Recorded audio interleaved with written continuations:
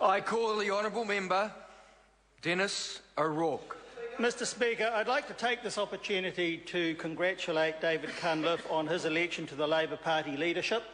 He has his work cut out because most New Zealanders don't support Labour, and he appears to seek to turn Labour more to the left, but of course in doing so risks moving away from the centre.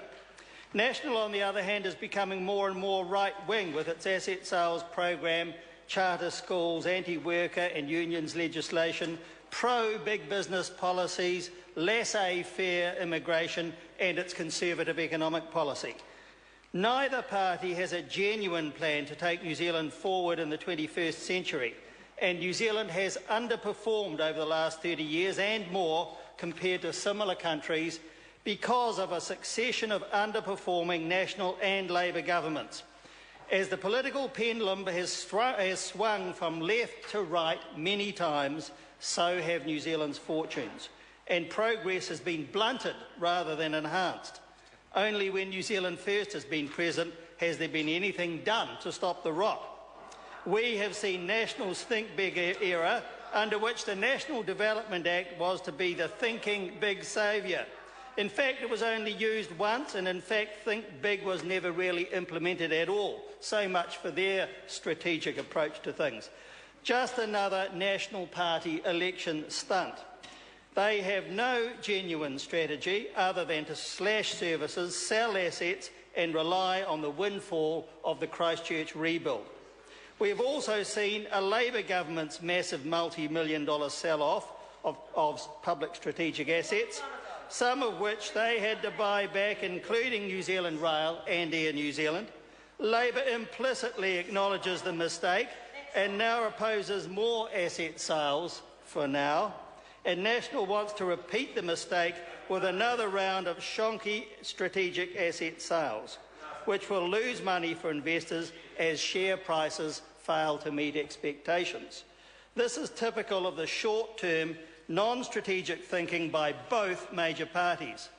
There are so many areas of poor governance by both parties that I would need several speeches to do justice to them all.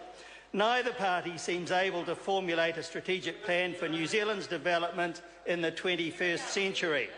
And with National retreating to the right in its desperation to retain the Treasury benches, and with Labour moving in the opposite direction, I think there's no real hope that New Zealand will see the magnitude of positive change it now needs as proposed by New Zealand First.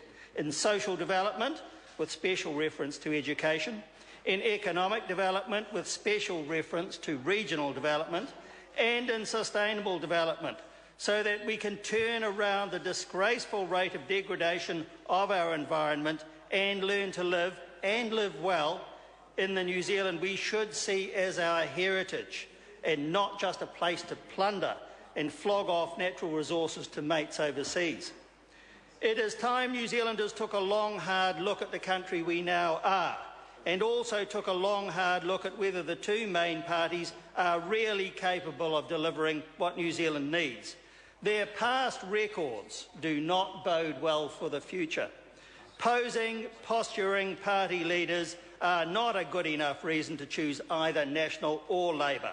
This is not the John and Dave show, and it's not about doing deals in foreign boardrooms or trades hall. New Zealanders need to look elsewhere to get the positive change they need. We are the only party that stands by the virtue of a society in which everyone gets a fair go. Ordinary people, Mr Speaker, look at this place and shudder. They wonder who is actually on their side. Everyday jobs go. Every day more land is sold to foreign buyers. House prices rocket. People wonder what they will be hit with next. People want some good news. We are the only party that can bring it. Honourable members, the time for this debate has expired. I therefore have no option but to call on Government Order of the Day